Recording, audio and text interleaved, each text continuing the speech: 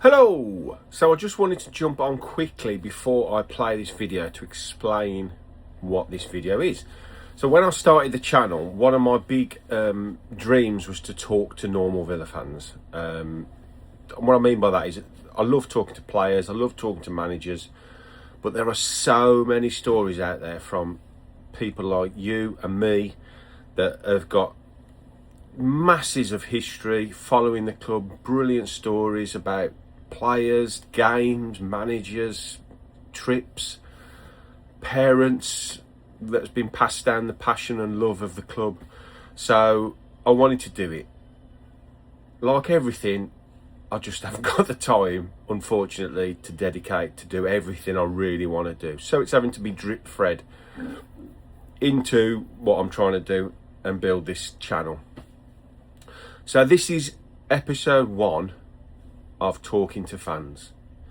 It's a brilliant episode. Please watch it all. Joe is a brilliant guy. I've known him a long time, but when you get talking to him, you realise his passion and his love of the club is just like everybody's. And some of his stories are fantastic. And we only scratched the surface of his knowledge and his stories about Aston Villa. So please enjoy. I hope you do. Subscribe to the channel and drop me a like and a follow. Thank you very much. Here he is. Fan story number 1, Joe Nugent. Up the Villa.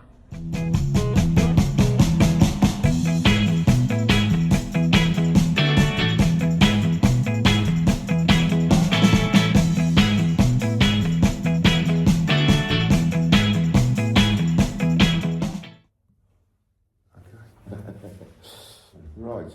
Hello and welcome back to Justin Talks Villa with a new idea that I had about, I love talking to old players and I love talking to the managers and all the people to do with the club, but what is very interesting, Joe, I'll introduce Joe in a minute, is talking to fans as well. Yeah.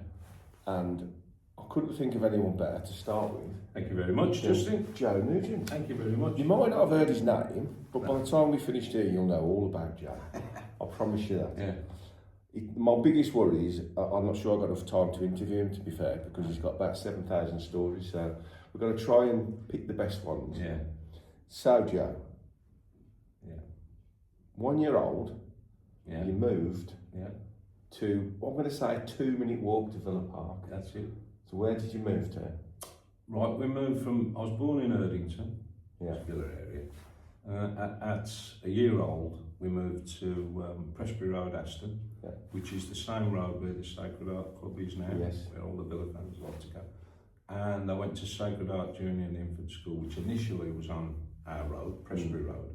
So basically you've got Presbury Road, Bevington Road, Whitehead Road, all of those run down to Trinity Road. Yeah. And then later on we moved up to the new school on the top of Trinity Road. And yeah, those... So what those year was that? That was in we moved in there in 1959. So from 1959, Yeah. Villa was literally looming large over you. Absolutely. Physically and metaphorically. Absolutely. But I mean, the thing is, Dad obviously, Mum and Dad are from Dublin. I'm the first English-born bloodline going back centuries. Yeah. And Dad worked for Ansell's Brewery. Yeah. Obviously, that was at Aston Cross. And then the things that come into my head, the smell of the HP sauce factory as you walked out the door, which you'll hear people, you know, talking about. But like the proximity to Villa Park, it was so close. Yeah. And Dad was Villa mad. He was Villa mad just in it. He went to the 57 final, Yeah. right? And of course, who are we going to support? You know, You didn't have a choice, did you? Well, no, but like, they say you don't choose Villa, they choose you. But yeah, and so because we were so close, some of the early things, my first game, I'm all right to... Yeah, just my first game was 65, 66 season. And while I've still got clarity in this old, nearly 68-year-old head, next birthday, I like to tell my stories, and Justin's given me the chance today, and I'm appreciative of that. I love the Villa with all my heart. We love the Villa. And yeah, So 65, 66 season. First game. That was my first Yeah. game. Couldn't tell you who the opposition No. was if I'm going to be totally down the line. Before you actually went Yeah. then, so up to that point, Yeah. you would have been aware, obviously, the noise coming Oh, from yeah. Villa. Well, Did absolutely. you just go in the back garden and listen, or could you steer it in the house, or? Well, you could hear it like, Yeah. well, we used to mind the cars just. Right, so you're Don't one of forget- them little tow rags that Yeah. nick them and Definitely. then bugger I off prefer and not to- look after the car. I prefer to call us street urchin. Street urchin, no, we'll call you that. Yeah. And, well, obviously, there weren't, even the mice had overalls on. Was you looking now. after the horse and carts, Joe? Is that what you said? No, it weren't that long ago, no. Just, I do like a fish club. No, it was, it was, I used to mind one end of our road. Yeah. I was like small. I had longish blonde hair eventually. I was like a little girl really, but I was streetwise because you had to be, because you're there, you're riding it's the front line stuff, And none of us, there was no lot going on. We had a lot of love in our family, which was brilliant. Big learning curve, and I started school in the building where the Sacred Heart Club is now in 1963, and I still remember, not at the moment, 90% of the people that started school with me, that all Villa. Like Geezer Butler was a couple of years older. Oh, okay. He didn't know him then. No. Got to know him through Was my he best in that friend. area then? Did he? Yeah, he lived in Victoria Road, Right. which again run off Whitehead Road, which runs into Trinity Road. And Ozzy Osbourne, never met Ozzy Osbourne. Saw his brother, a very quiet lad who looked identical to Ozzy, because his back garden in Lodge Road backed onto my Aunt Maureen's garden. Right. So the Osbournes were in Lodge Road, and my Aunt Maureen, my mum's sister, was on Whitton Road. And again, 5 sons, all Villa mad. Yeah. And on our road too, you walk Presby Road, you had the fire station, which is still there to this day. And next door to that, you had Holt Grammar School, which was where Black Sabbath played one of their first gigs. And Geezer Butler was I was in the house the one day with Michael. And he said, Uncle Terry, that's his name, Geezer Butler. He said, Uncle Terry, you're going to miss the kick-off. He loves the Villa lot. And he had his head, all I remember, big galvanised sink, right? And I'm Mouse, we called him Mouse, Michael Howe's his name was. And he had his hair, all I remember is his massive curly black hair. He said, I can't come tonight, we got a gig at Old Gram, we've sold 166 tickets. Well, 18 months, 2 years later, Paranoid come out, they took over the world. Yeah. Do you know what I mean? And that was that one. But so I mind the cars. Can I mind your car, sir? Yeah, and you're right. Yeah, perfectly honest. Laid bare. 5 to 3. You get the last ones parking up 10 to 3, whatever. 5 past 3. You're sneaking in the ground underneath it, Under the turnstile. Yeah, it was Them all were the that. days, No, it though. was. Yeah, that Or was if it, we yeah. couldn't get in, we'd stand on the hill just, Yeah. the hill with the gap. Yeah. I mean, we've even, obviously it's like Fort Knox now, isn't it, trying to get you into can't, Villa. yeah. But we used to, and I'm going to say 3 or 4 times, certainly more than once, we've had half hour on the pitch on a Sunday night, the lights are on. We're like street urchins, whatever you call tow rag, whatever. And like, you're in your little gang, and we'd be on the pitch, and we'd be kicking into the goal because there'd be a gate open or a gate loose. Should be playing football on the pitch into the whole 10 goal, and then there's no one in after about half hour, someone will come straight hey, in. what are you doing? Yeah, but of course it's like Different Hollywood times, now, and it's Hollywood now. But then, and another one things come into my head, and probably good to get them out, and what have you. FA Cup finals, that was like, that was a chance the to semis. the semis, because they always used to play them on the Saturday. So they played the semis on the Saturday, and they'd sell the tickets the next day, right? Or the following Sunday, whatever. And of course, people would queue, because invariably Villa Park was used as a venue for the semi-final, almost always. Every year, more or less. And then there'd be Hillsborough, would be another one, and depending on the clubs. Yeah. So anyway, that was fantastic, because the queue would stretch back to the Crown and Cushion. Depending who was there, I'm trying to think Sheffield Wednesday and Chelsea, I think. I'd need to look back, but anyway, on a number of occasions, people are queuing all night. They've got the flasks with the whatever. And Well, even I remember going back to when we played Liverpool and we wore that yellow shirt with the orange Villa patch on. yeah, I like that shirt. We had to queue, like the old ticket office, the back of the North Stand, the queue was all the way round Villa Park to get a ticket for that game. So those are obviously pre-phone, pre-digital. Absolutely. You had to go physically queue, pay your money, That's and right. get your ticket. That's right, that's right. Yeah. Well, back in the day though, I swear to God, the queue would go right up Aston Lane. And let's say, for argument's sake, it was Sheffield Wednesday queue, and I can't quite remember who it was. But what I do remember is we didn't queue all night because we only lived round the corner, and we were street urchins. So we used to go down, ticket office would open at 10 o'clock. And I was like a little girl, you know, little, you know, polite and all that. I'm in the front of the queue, and nobody, I just sneak in the front of the queue. Whatever shekels I got in my pocket, I'm buying 3 or 4 tickets. Sprint up to the Aston Lane and say, listen, I don't know if you want to queue up all day, but I've got these if you want them. I would never dream of doing it now, but like we did used to mark, and make a week's wages. Yeah, so that was that one. It's mad, isn't it? Yeah. So you give me a few notes to go off here, so we will try and keep it fairly straight if we can. So your dad, I've read here, he was on the construction of the original Whitton Lane Yes, stand. he was, So that was pre-Doug Ellis, where Doug Ellis is now. So the old Whitton Lane stand, so the older people that are listening will remember it. Very low stand, wasn't it? Very low. But your dad worked on that? Single tier. Yeah. That was for the '66 World Cup. Right. And as How did he get on that? He must have been in construction, or did he just walk over the road and say, don't get jobs, me wrong, lads? it was literally like that, because he was a manoeuvrer anyway. Yeah. But and I need to maybe come to the point where he took over the nightclub, the Penguin Club, which had joined the whole team. You see, you told me about this Penguin Club. Yeah. And that was at Villa Park? Yeah.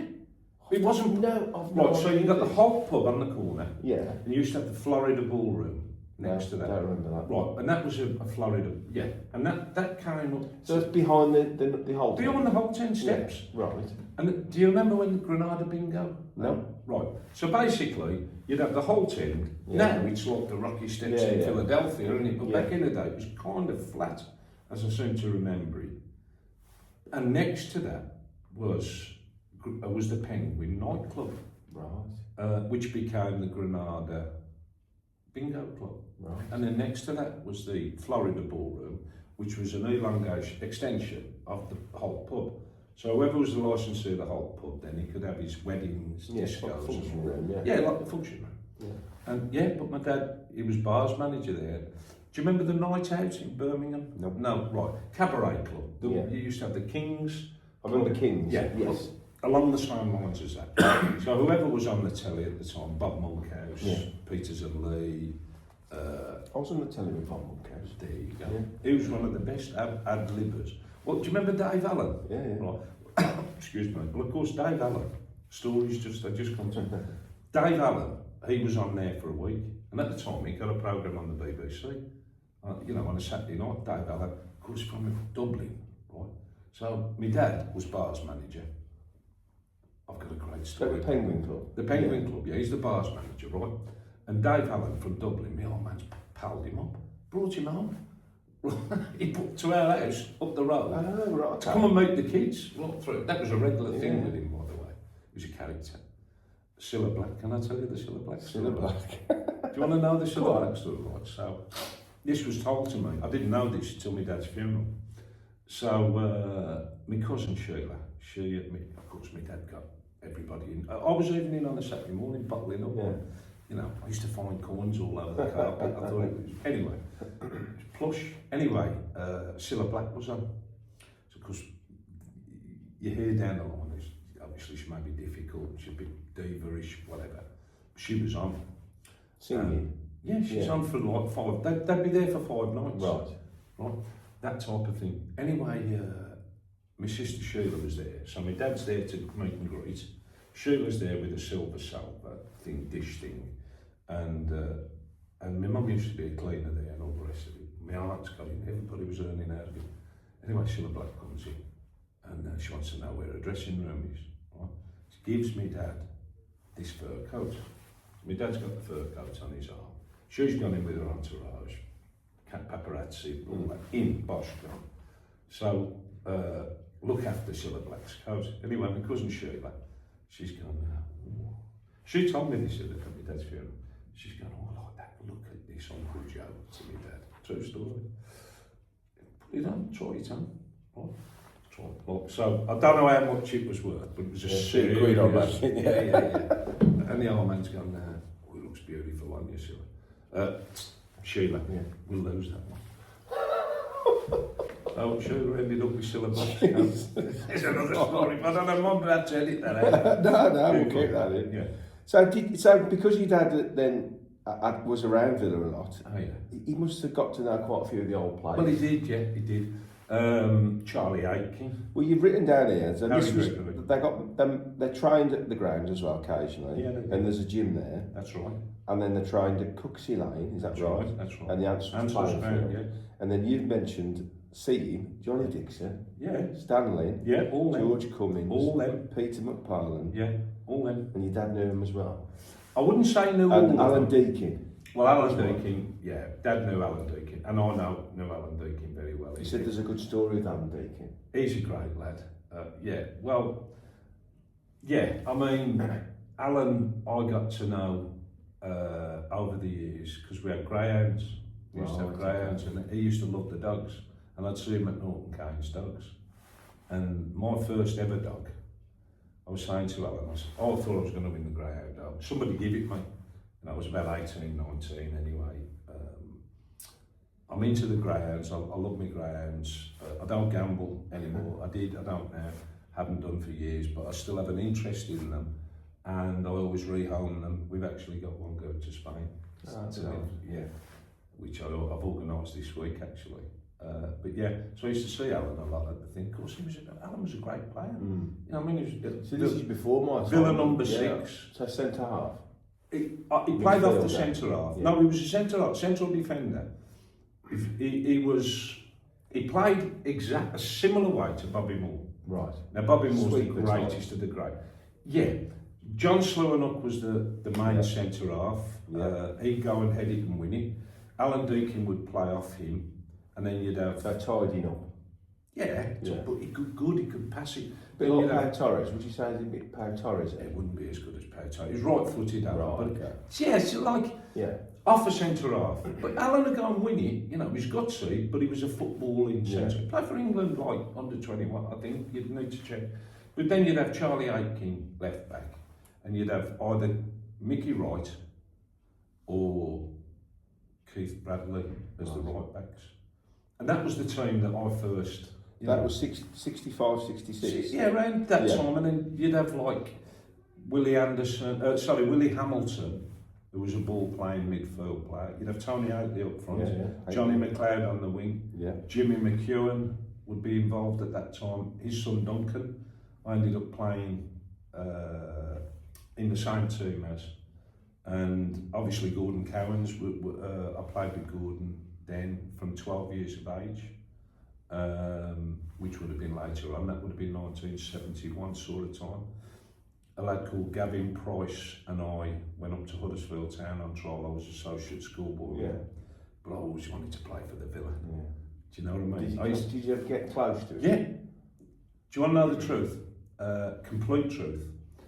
My brother, Martin, he played abroad for 8 years and he was 10 times the player I was. I wasn't bad, but I always knew I wasn't good enough. Even when they sent me to, Mum and Dad was so proud because he had the letter from Huddersfield Town, who were in the top league. Yeah, good side. Ian Greaves was the manager. Frank Worthington was there. I met Frank Worthington there, and we stayed in digs on the Bradford Road with Mrs. Jones. And Gavin Price was with me. We roomed together. And Gavin ended up signing for the Villa.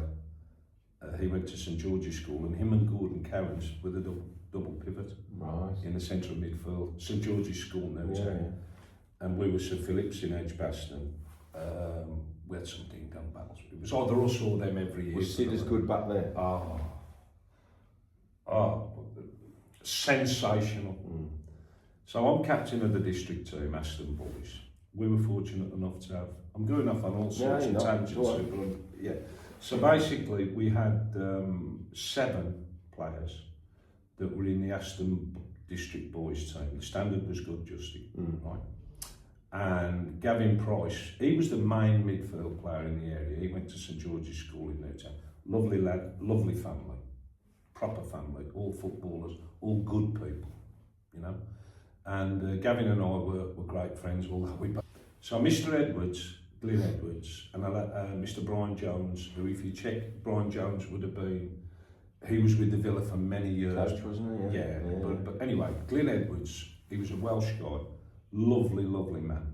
And he taught PE at St George's, and he was the Aston boy, you know, he was the select committee really, it was just him and Mr Jones. So anyway, he said, we've got this lad coming down from Mansfield, because Walter, Gordon's dad, was domiciled in Mansfield for some reason. I can't really remember. But anyway, they're from County Durham originally, but they moved down to the Mansfield area, and Villa signed Gordon as at 13 or whatever it was. We didn't know any of this thing. We just know that someone's coming in who's that big, who's going to like, and you can imagine. We were a bit clicky, like, you know, we were the district, exactly, right, till the first time he dragged the ball out the air. I've never seen anything like it. I have never, because you're tiny, I've never seen anything like it, and all of us just went, wow. Because it was my mate that was getting dropped. Forever. What a fantastic man. Then of course I charted his progress all the way through then. I'll just tell you one little story. I was lucky enough to play against the Villa All-Stars when I used to play football. So talking of a fair while ago, maybe 15 years ago. We had a decent Sunday league team, and we took them to penalties. Now we looked at their results up to that point, and they were hammering everyone. But we drew 2-2 at Chasetown with That's an achievement. It is. It's a big achievement. We came off thinking we've done well here. We lost on pens. But Sid played in that game. Now he must have been well into his 50s by then, easy. We were young kids, like teenagers, early 20s. And we just fancied ourselves. And there was 2 or 3 on Sid every time. The ball would come down out the air, he'd touch it, unbelievable. And then within a blink of an eye, he had 10 yards of space all around him. And I could never understand. You know, people were all around him, and he'd just touch it, and then he'd have, like I say, yards of space all around him, and he'd just know exactly what he was going to do. You can't coach what Gordon Cowans possessed. No. You can't coach it, because spatial awareness, vision, 2 feet, brave. 3 steps ahead of everybody. Everybody. He'd have to go down as one of the best players in Villa's history. Easily, you know, without a shadow of a doubt. And of course then, for the 82 team, the way he could spread it, either foot, and bring Tony into play. That's what people don't realise if you haven't seen him play. Left foot and right foot. Both foot. Good tackler. He always used to do that when he's sliding. Did he used to do that when he was a kid? Sliding, put his foot over the ball.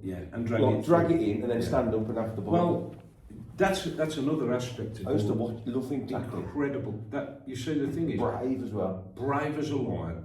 He took over from Alex Cropley, who was very much in the same mould. Right. He tackled a lot. He tackled fearlessly, you know.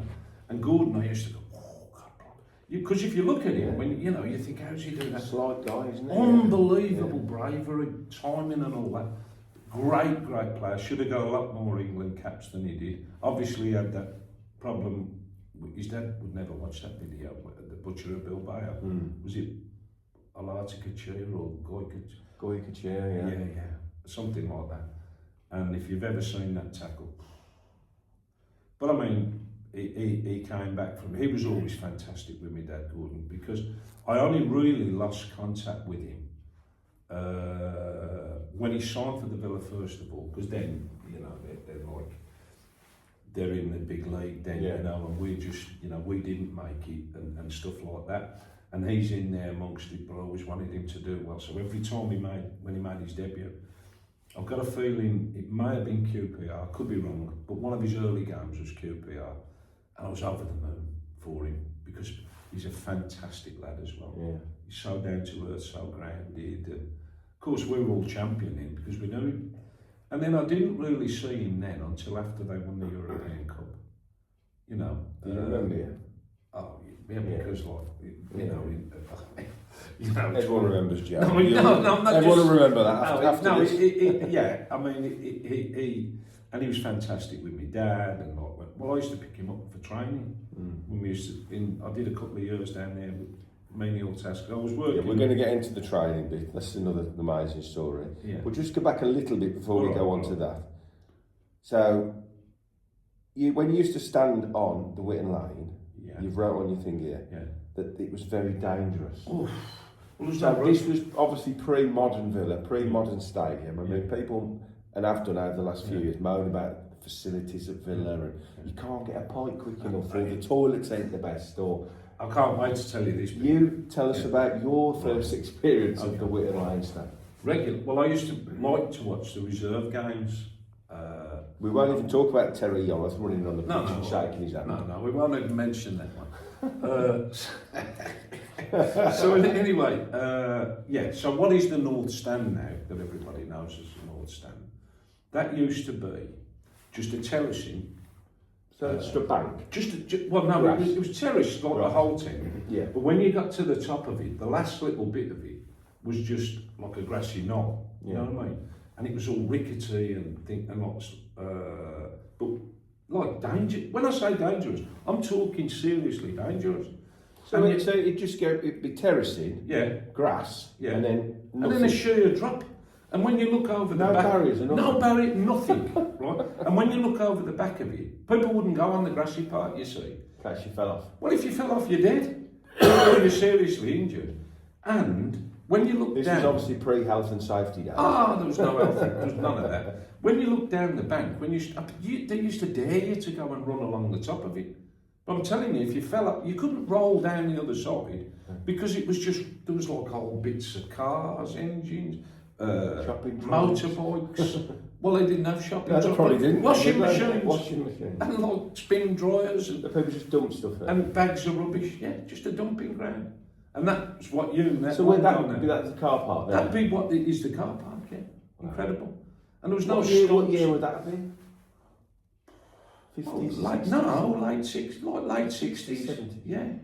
Like late 60s, early 70s, you need to check. What I'm hoping is that people watching this, because I do have a lot of older people watching, which I love. They'll remember this. Of course they will. And while it's come in my head, just, and forgive me, and tangents again, but Bert Bond, right, he was the great. So we're 12 years of age, right? Street urchins, right? So Bert Bond was the groundsman. And Bodymoor Heath, when you first drive into the training ground... The old entrance. Well, I haven't been there for a while. The old entrance has gone now, so down the road you used to turn left into the Bodymoor. The old entrance? Yes. Right. It would definitely be the original entrance. Yes. So that used to be a driveway up to the changing rooms. Yes, I remember that. Yeah. That was called Bond Drive. Right. And it was named after Bert Bond. And he was a great guy, nice man. He wasn't a Brummie. I think he was a Midlander, I can't remember, but he was a bit of a taskmaster. But he gave us all work in the summer, right? At Bodymoor? Well, at the ground as well. Right. We'd do just like cleaning up, and we couldn't get, and we used to get paid, you know, not a lot, but we used to get paid, and we'd like sweep the terraces, or he'd say, always remember, what is the Doug Ellis now? Which was, as you say, a single tiered thing. His office and storeroom was there, right, in that section.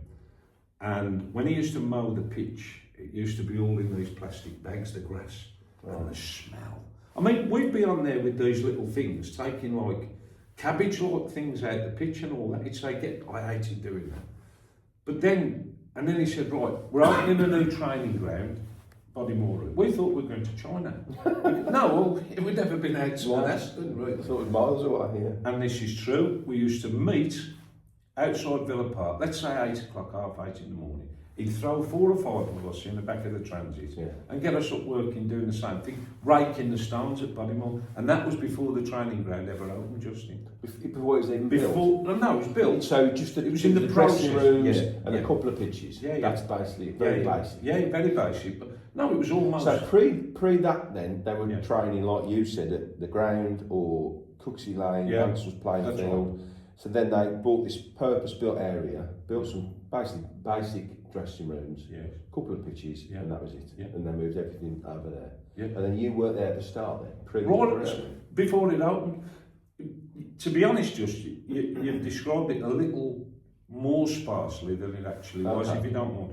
I can't remember exactly, but it was more or less completed because Yeah. all we were down there doing a bit of snagging Right. and making sure it was tidy Yeah. up for the official opening. But it was impressive. Yeah, Oh yeah. no, it was So impressive. state of the art for the time. Oh, without a Yeah, shadow of a yeah. doubt. Without a shadow of a doubt. And of course, yeah, great memories. Great memories of that, you know. So did you continue to work there when the players arrived? No, No. no. No, that's when we got on the catering side of Right, things. so this was the catering side. Yeah, Go on. Well, you got, right, basically, Back at Villa Park. we're back at Villa Park now, right?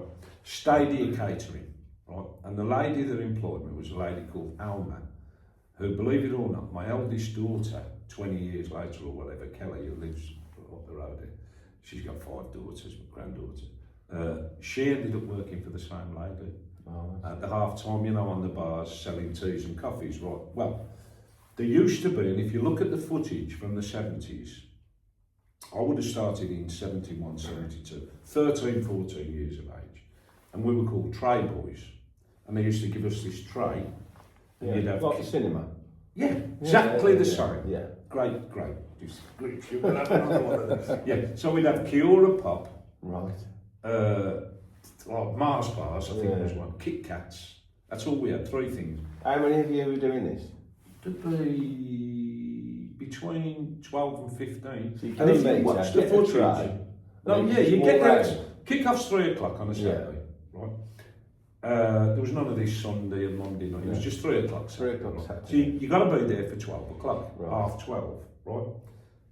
Something like that. So you go in, you queue up, they'd fill you up, give you your stock, right? You know, you'd have a mess of it. Suddenly, Have the a Mars ground, bar. or two, right? Quick So, Kiora on the way around. yeah, but I haven't think there's 2 bin liners on hanging off the side. Right. One of them had got butter kissed, and the other one's got plain crisps. Right. And they're like, you know, the prices, you know, like ridiculous prices. Yeah. And we used to get Even paid. back then? Oh, So they ridiculous. used to have a big markup then? Oh, ridiculous. Like, yeah, but where are you going to get, if you want to Yeah, pay for yeah. the crisp, you know. We used to sell out. But it's funny this, because, so basically then, you're walking around the pitch, and if you look at the old footage on YouTube of the 70s, you'll see we used to wear like a little white Thunderbirds hat, a green jacket, Stadia Catering, like, as you say, the cinema thing, and walk round the pitch. So there was, sorry to cut over you, Joe. Yeah. So there was no catering in the stands like Yeah, there there is was. now. No, there was. So this is just supplementary. Supplementary. So you can walk round. So Yeah. you walk around the edge of the pitch, Yeah. and Well, people don't would just forget- shout you. Yeah. Yeah.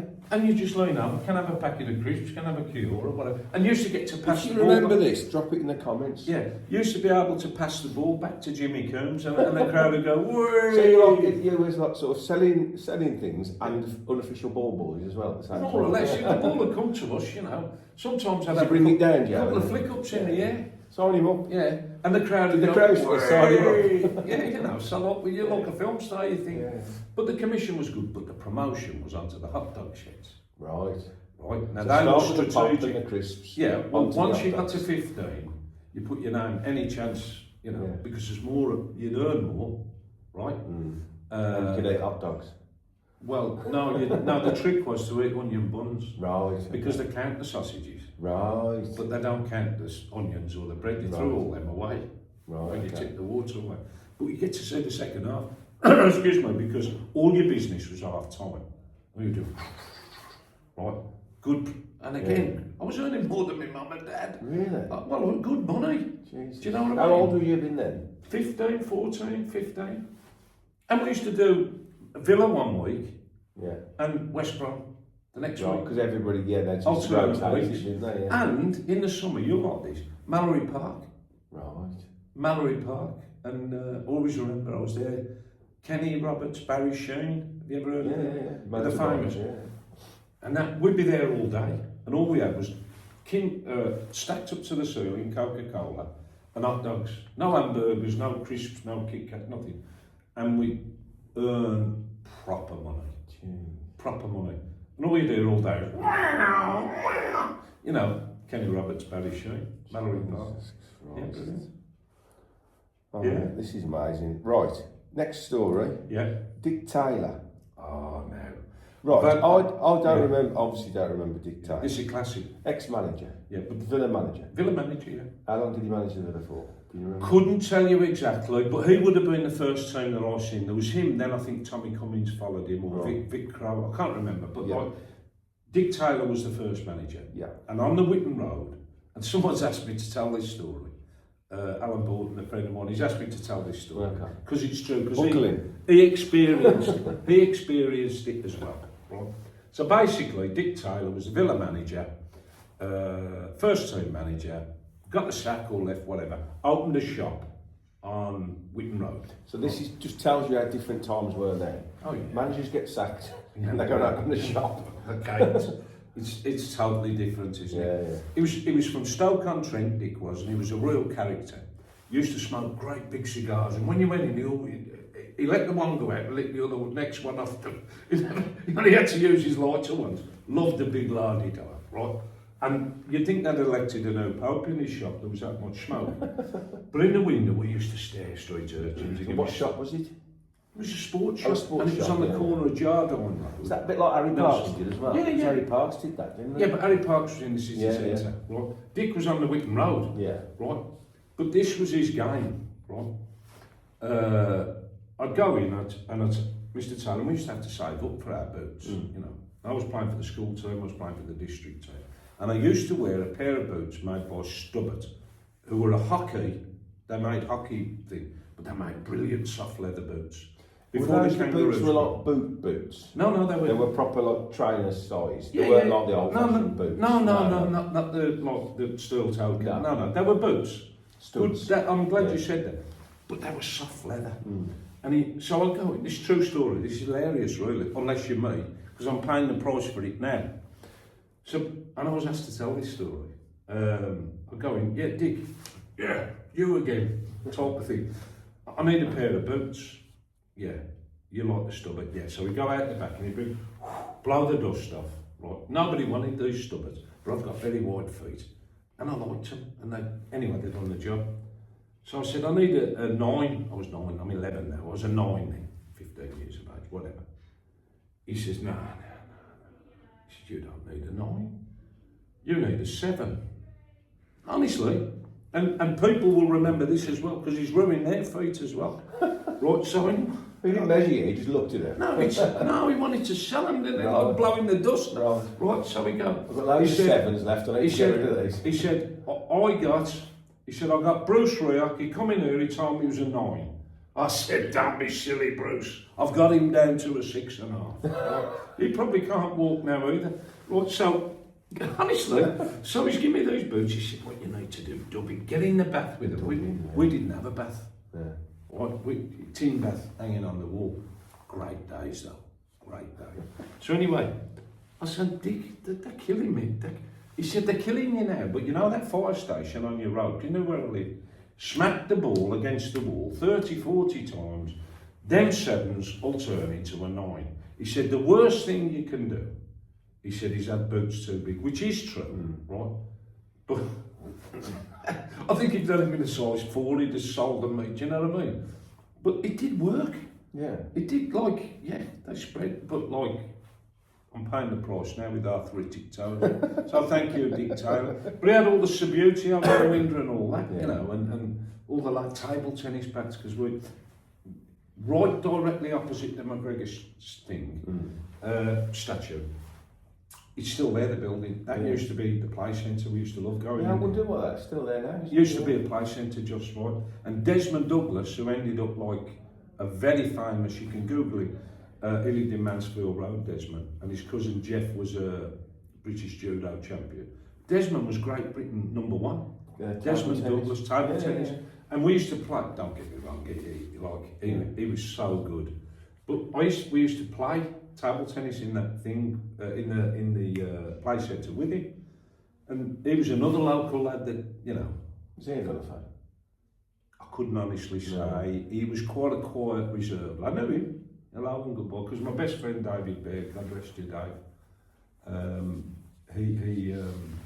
did his eulogy, David, and he a lovely fella from Jamaica originally, and or his father was Kingfish, Mr. Bear. David, yeah, I did his eulogy a few years ago, and he passed away on us, which, yeah. Sorry to hear that, Dan. Oh, yeah. Tommy Duck. Tommy Duck, yeah. Tommy Duck. Well, he promised Doug Ellis, or whoever was the chairman at the time, that he'd get us out the league, and he did. He said, I promise I'll get you out the league. He got us relegated. but you know, there's I'll tell you what, and that was another thing that I hadn't mentioned to you, just, but it came into my head the other day. We played Leicester that season, when the goal that never was. Have you ever heard about that? Right. It was a Saturday evening, 6:30 kick-off, and it was the day of the Grand National. Very unusual in them days to have a Saturday evening kick-off. Peter Shilton was in goal for Leicester. And it was us, Millwall, Charlton, and somebody else. And like, I think it was 2 went down then. Not 3, it was 2 went down, but we were in serious trouble. And anyway, Pat McMahon scored a goal, right? Hit the stanchion. I'm 12, 13.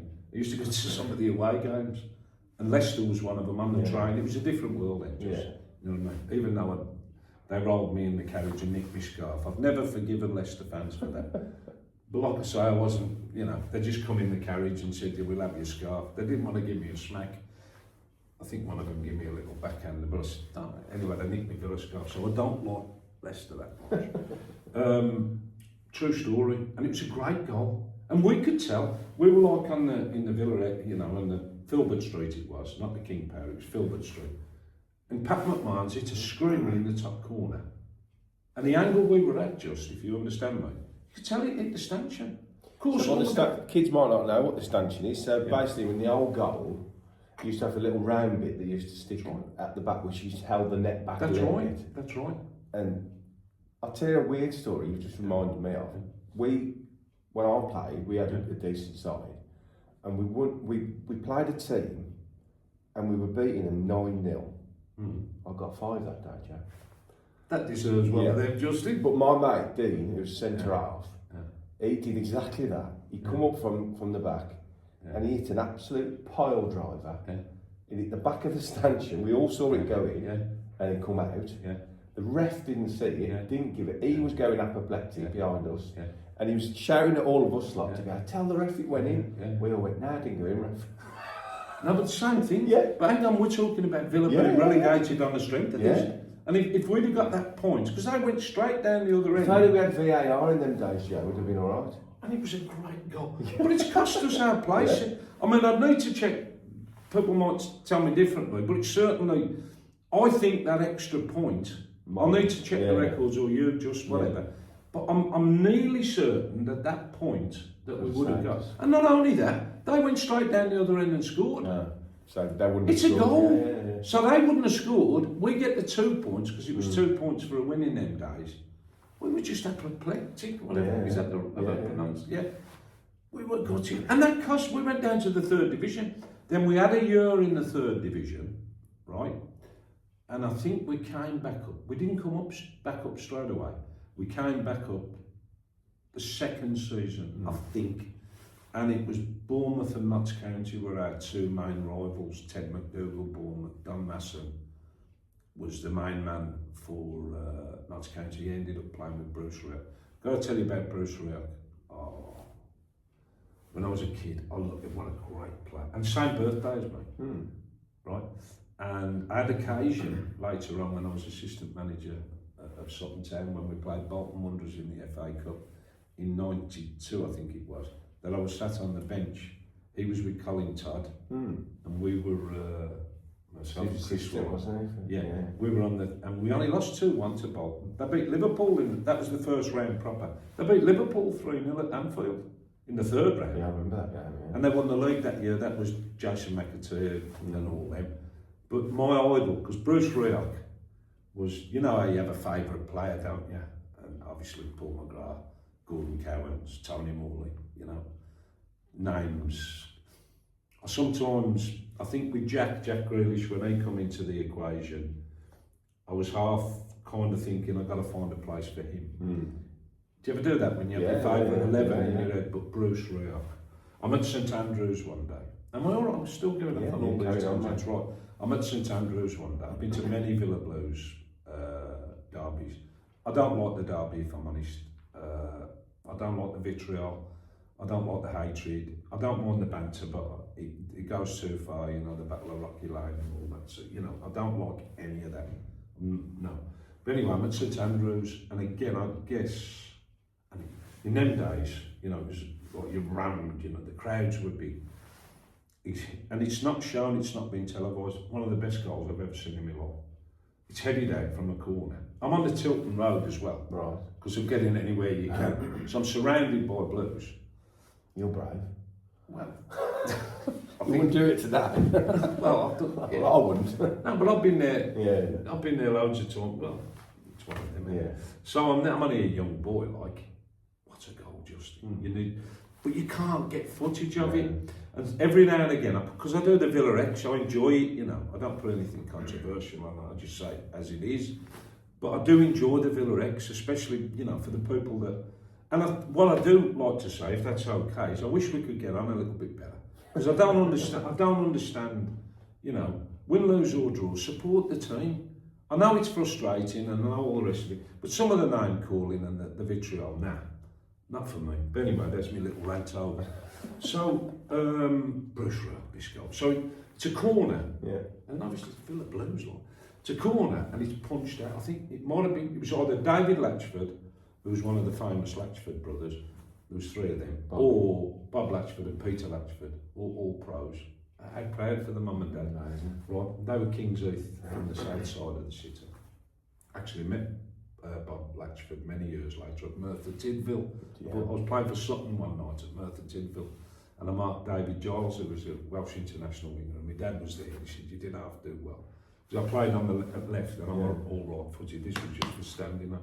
Anyway, back to Bruce Rioch. My boy. So he's punched the ball out the keeper. I don't even know how many yards he was out. I'm not going to exaggerate, but he was a long way out. 150 yards out he was. No, he was on the edge of his own box. No, he wasn't. But he was far out. Yeah. It was the technique. Yeah. And is it because he had a thunderbolt shot? It was a volley, punched out by the keeper. Yeah, so it's just coming out. Bear in mind the defenders are running out to close the ball. He's kept his eye on the ball, Justin. It's come down. You didn't even see it. All you seen was the net ripple. And I thought, my God. Oh, my, and of course. Well, I can't. I'm not going to say I was punching you. I'm not a celebrator anyway. And I'm in the main Blues end, so I wouldn't have celebrated. No. I just sort of when you dance. Oh, you dance. One of them, under my breath, you know. But what a goal. We won 2-0 that day. Yeah. I loved him. I really loved him. And then, obviously, when we got promoted then, the last game was Chesterfield on a Friday night when they presented the cup to Ian Ross. Heard of Ian Ross? Yeah. Great player. Cultured. He played similar role to Alan Deakin. Yeah. But Ian Ross, we signed him from Liverpool, Bill Shanklin. So he'd come through with good, you know, good grounding, good coaching and whatever. He was no pace, Bobby Moore, no pace, Alan Deakin, but that. Ian Ross was in your head, Jack. That's right, absolutely. And Ian Ross again played off the centre half.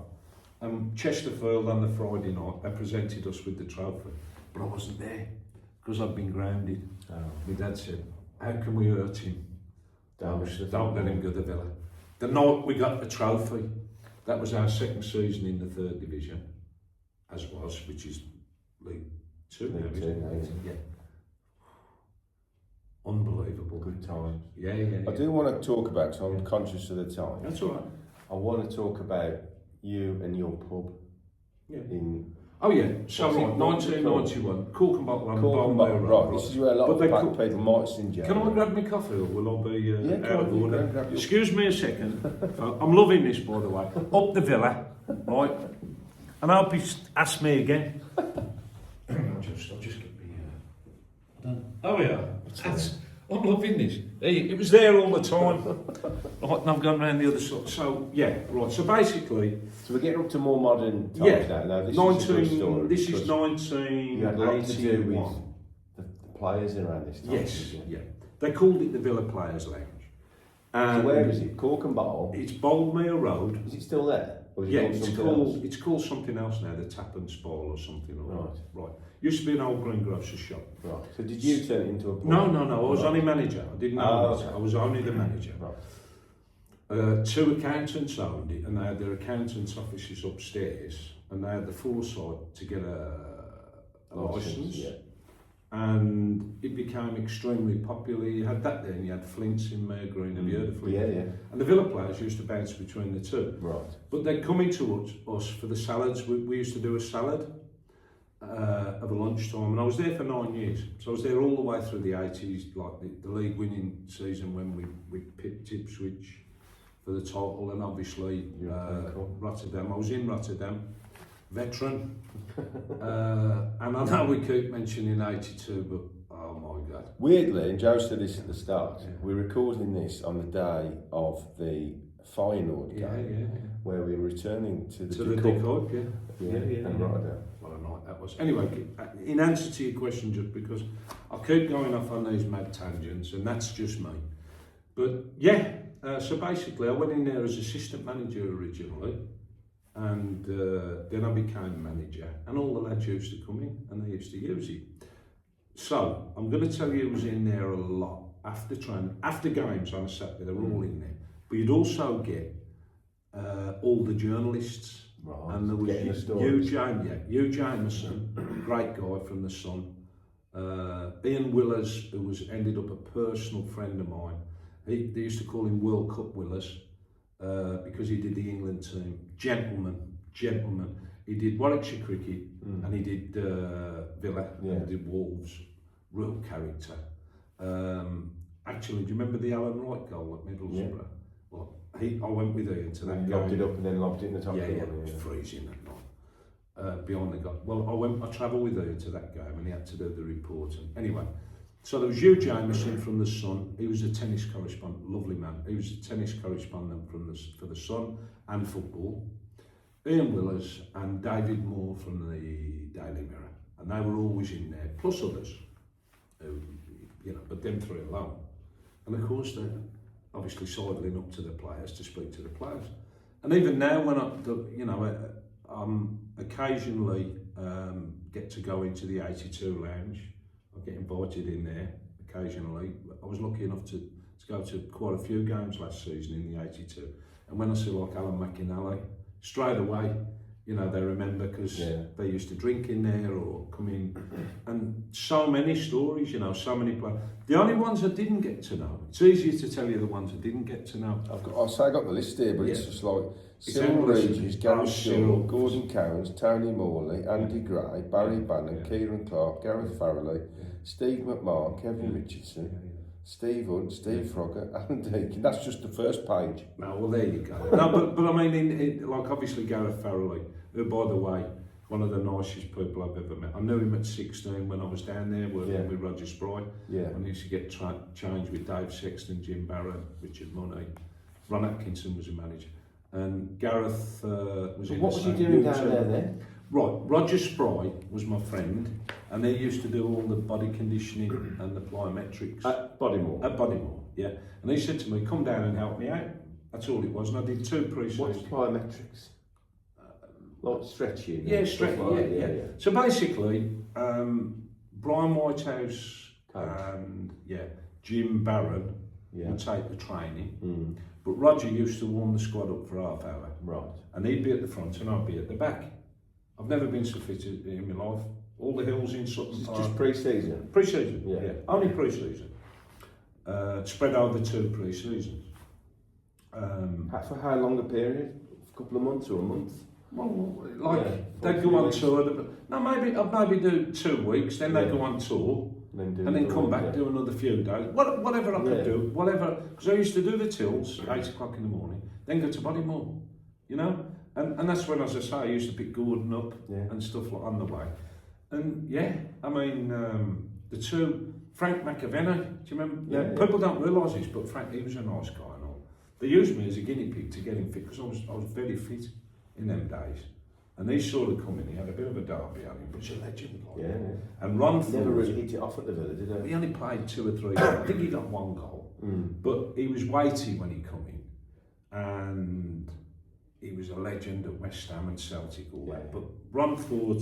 So who was the manager at them 2 periods? Ron Atkinson. Ron, yeah. He thought, and it wasn't a bad gamble, as I saw it. Because it's like, at the end of the day, it's Frank McAvenny, you know, he's like goals You machine. can get him fit and firing. Didn't happen. No. But he was a nice man. He was a nice man. He used to, another story that's come into me. So Ray Houghton signed for the Villa. Remember Ray Houghton? Yes. Yeah. He signed, Liverpool, right? yeah. And I hadn't met him, and it was at that time. And Jim Walker, you know, Super Jim's Jim. a friend of yours. Yes. Yeah. Well, Jim obviously was the physio, and he looked after Paul and McGrath and what have you. He's fantastic, Jim. Anyway, lovely man again. So basically, Ray Houghton has signed for the Villa, and we'd only heard about this. And Frank McAvenny and I had been out with the 2 Germans, Matthias Beinlich and Breitkreuz. Yeah. Roger, you are always picking on us. Because what do you say to Roger? Yeah. Right, but we used to run him, you know. Yeah. And there was the 4 of us this one day, and we're doing these running, and I loved it because I was into my squash and my football, and it was great, you know, to be and this Villa. And to be in amongst the players as well. No, I'm running around I'm at the back of the queue. Roger's at the front. So you're just keeping none of them are lagging behind? Yeah, Making sure no, they he'd be keep one of them. Don't get me wrong, it was menial tasks. I used to get all my food and all my kit free, Umbro Pro training it was. Yeah. But I didn't get paid or anything like that. And all I was a lackey, you know. Like they'd say, Daly and Atkins, the experience was fantastic. And learning, you know, and being right in at the thing. And my friend Ian Paul was the kit man, Jim Paul's son. Yeah. And Jonah and that. And like I'd be over there and we're ready to do something. Roger would say to me, Daly and Atkinson's forgot his rubbers. So I needed a taxi to get back, and I just sprint back to the thing. Dalian needs his rubbers. So I'd go back down with the rubbers, and they'd say, oh, so-and-so needs a So I was only a labourer, you know, it's not like I'm giving it big enough. But it was fantastic. It was fantastic. It was unbelievable. And played in the 5-a-sides now and again. Because Paul, you see, Paul, because of his knees, he'd have to stand on the side. Yeah. And most of the time, unless I'd got, they were sent, like Ron Atkinson say, stand behind the goal while they're shooting, fetch the balls out the thing and that. But you do anything you're asked to do, you know. And but every now and again, I'd join in the 5-a-sides, which I love, because, don't get me wrong, as I say, my brother was 10 times, and I had the touch like a docker, but I'd have a go, What and I an was fit. experience to get Oh, through. it was wonderful, wonderful, wonderful. But the Ray Houghton story, tangents, back to it again, right? So Ray Houghton's son from Liverpool, yeah. Where is he? No, he's going to be in a minute, whatever. So so we've gone in the thing. There used to be the newspapers piled up, cups of coffee. It was lovely. And you go in the canteen, you get beans on toast, cheese on toast. It was all that. I got all that. And you're sweating. You had lovely showers and all that. But there was baths. There was like these individual baths. And anyway, I've got in the newspapers here. The cup of tea's on the side. Frank McAvenny's got in the one. I've got in the other. He thought I'd run the bath for him, and I thought he'd run the bath for me. And Ray Houghton had run it. He come in, he said, what the f***? I'm not going to swear, I haven't swore once. What's going on here? So really swilling to bath. Yeah. Was he a nice guy, right? Yeah, because I met him, again, my dad, I used to take Dad to watch the Ireland team play, you know, a lot. I was there in the stadium for the Thierry Henry handball, because Dad was from Dublin. Yeah. He used to support England, the rugby, the football, because he was glad that he come over from Dublin. He actually went to school in St Joseph's in Nachels. So when England played rugby, unless they were playing Ireland, then he obviously, you know, but yeah. And Paul McGrath again, great with my dad on the plane, and he just used to, because very quiet. On the plane with him? No, Dermot Garrett, right, we'd see, because we're travelling on a Wednesday morning, so we're travelling on a Tuesday morning for a game in Lansdowne Road on the Wednesday night, and we'd stay in Bewley's. You know, it's like a regular thing that we did. My dad loved it. He said, don't buy me a birthday present, but take me to the Ireland games. So great. And then we'd go to the dogs, greyhounds, and then we'd fly back. So we'd have a couple of days in Dublin, stop in Goolies, whatever. But invariably, Dermot Gallagher was always on the plane, you know, the referee. Yeah. He's still on Sky now. He's a nice man as well. He lives in Banbury by Oxford. Well, he did then. And you could always have a chat to him and, you know, nice. And Paul McGrath would be on the plane occasionally as well, you know. And, of course, he's what a player. Let's say Gordon Cowans, Tony Morley, and I mean, God rest his soul, Gary Shaw. Yeah. Now, Gary and I run a team together. He worked with my wife and my sister, my wife Paul and my sister Susan, at Ansell's. Right. He was like a free trade representative, but I got him coaching with me because you know we did the coaching, and he used to do some coaching with me for many years at Bromsgrove. He used to have a lot of the Bromsgrove Lions there that would send the children to us, and I owe Bromsgrove a lot because we had a small little coaching thing. I was there for 17 years, and Gary Shaw and Tony Morley and Ron Atkinson come and give the trophies out there. Yeah, on one occasion, I think it was in the winter and he was freezing cold, and he come walking up, and sometimes he'd just come back. He's the decky in Tenerife where he goes, right? Dookie Beach he used to go into anyway, lovely part of Tenerife, and he always had the tan, didn't he? So he's come up, and like, I've got 8 layers on, and I think it's freezing cold, and the kids are all there to give their trophies to them for our coaching. As I say, Gary Shaw's done loads, Tony Morley's done loads, brilliant. And Rod's coming to give the things out, right? So anyway, he stood next to me, and he's looked, there's like 100 trophies to give out. He's got 2 shirts on, it's December. Because he's just come back, I'm like, do you want me cards? He said, do us a favour, next time you ask me to do one of these, can it be in Tenerife? Yeah, you know. Now, yeah. Gary though. Yeah, desperate. My son Steve went to the funeral. I was in Spain at the time, but got a lot of time for Gary. And I actually spoke to him at the Olympiacos, came out, a real good chat to him. I'm glad I've seen him. Yeah. Not long before, but yeah. Look, Joe. Thanks ever so much. That's all right, mate. We're going to finish it now. Okay. Because we've got a special ending planned. Oh yeah, yeah. Right. We're going to record that separately. I'm going to put it in a minute, but I hope you've enjoyed listening to Joe. Thank you, as I have. everybody.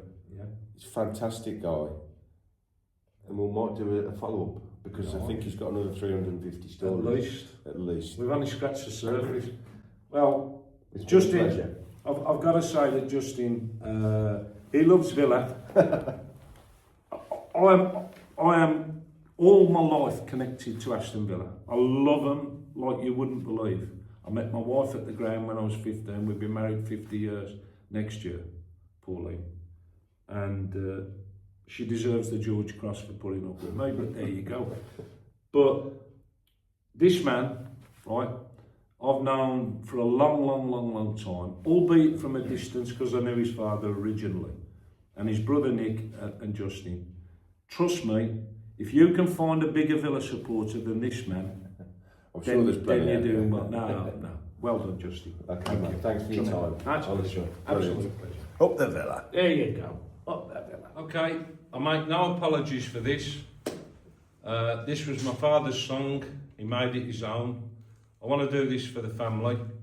I sang it at his funeral where I tapped the coffin and said, help me through this, Jazza, because that was his nickname, and it's called A Wise Man or a Fool. My dad always considered himself a fool at times, but knew he was a wise man. So here we go. Here goes nothing. Okay. Sometimes she treats me tender. Sometimes she treats me cruel. Sweetheart, am I a wise man? Or am I just a fool? You gave me fond affection. I'm blinded by your charm. You came and I discovered the memory in your arm. Your lips as cold as winter, then warm like cherry wine. But whether wine or winter, I need your lips on mine. You've broken every promise. You've broken every rule. Sweetheart, am I a wise man, or am I just your fool? 'Cause you've broken every promise. You've broken every rule. Sweetheart, am I a wise man, or am I just your fool? Thank you very much. Muchas gracias. More. I love to sing, John.